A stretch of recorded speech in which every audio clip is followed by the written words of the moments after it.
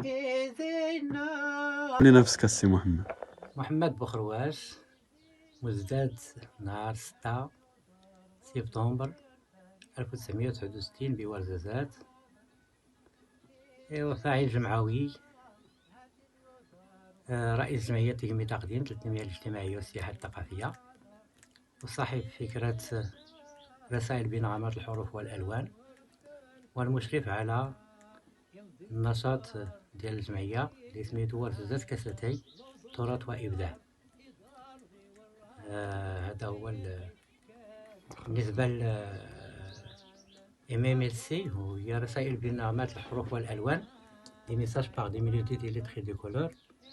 هذا هو اللي كندير فيه الشعر الغنائي، وكندير فيه ديك الأشعار كنديرهم على شكل لوحات بالحرف العربي والحرف الأمازيغي. وفي نفس الوقت هذه اللوحات هي داخلة في الفن المعاصر الانطباعية الجديدة. يعني كنخدم على داك لو كونتومبوران اللي كيكون لحظي ما بين العين واللون والحركة. وحتى في الشعر كنلعب على اللعب على الكلمات، يعني لو جو دو مو، وهو عود لحظات يمكن يلتقطها الإنسان بأذنه في سائر الحديث. يعني في أي حديث يمكن تسمع فيه، كان يكون الإنسان كيتحدث بالأمازيغية وكتسمع الأنجلي، ولا كتسمع الفرنسية، ولا كتسمع الألمانية، ولا لغات أخرى. وهذا هو المجال فاش كنحاول نعبر. كالسي محمد، شي حاجة درتيها في الحياة ديالك وانت فخور بها، فخور انك درتيها؟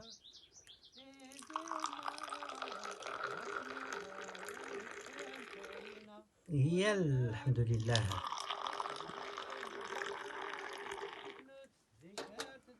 وأنه الإنسان تزوج رغم الظروف اللي ما كانتش كتشجع باش تزوج، ودرت الوليدات واحد اللي ما كانتش كتشجع باش دير الوليدات. والحمد لله ربي عاوني وكبروا، ها هما غاديين في الطريق الحمد لله.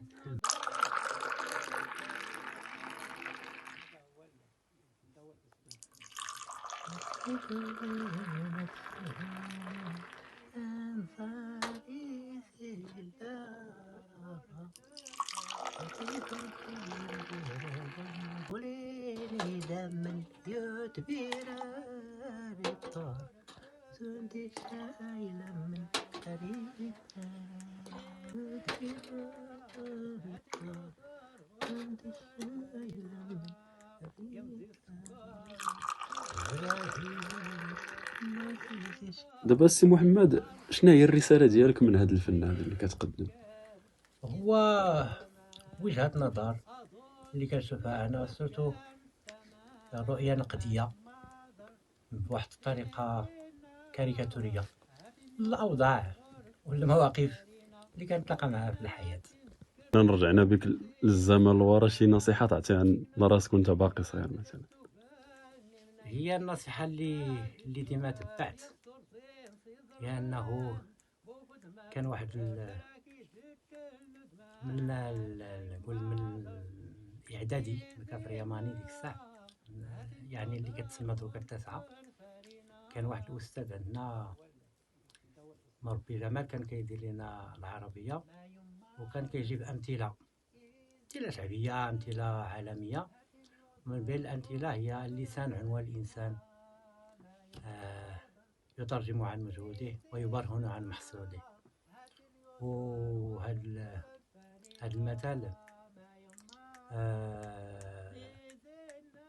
خلاني نكون بزاف على بال من اللسان ديالي، يعني ما كنهضرش بزاف، وكنحاول الا هضرت نهضر شي حاجه مزيانه. وهنا كان حتى في الشرع كنلقاو الحديث ديال صلى الله عليه وسلم،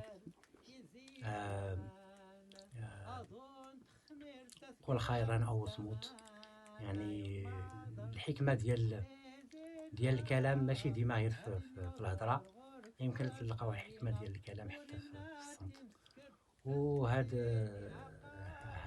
النصيحه اللي اللي تبعت من تقريبا من ديك الوقت نفعتني بزاف، رغم انه الظروف كانت صعيبه في الحياه، ولكن هذه النصيحه نفعتني، هي اللي خلاتني نكون صادق في العمل اللي كندير.